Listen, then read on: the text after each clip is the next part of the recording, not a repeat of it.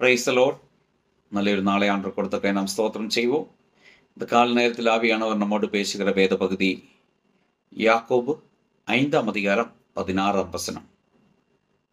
The book of James chapter 5:16. நீங்கள் சொஸ்தமாகும்படிக்கு உங்கள் குறைகளை ஒருவருக்கொருவர் அறிக்கையிட்டு ஒருவருக்காக ஒருவர் ஜெபம் பண்ணுங்கள்.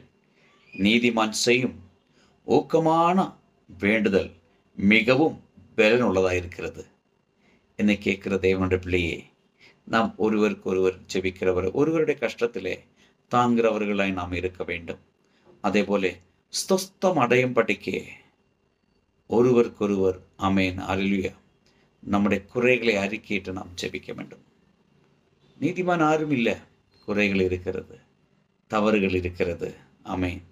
ஆனால் நாம் ஜெபிக்கிற ஒவ்வொரு ஜெபத்துக்கும் வேண்டுதலுக்கும் ஆமென் பலன் உள்ளபடினாலே அதுக்கு பதில் தர நம்முடைய கர்த்தர் வல்லமை உள்ளவராயிருக்கிறார்.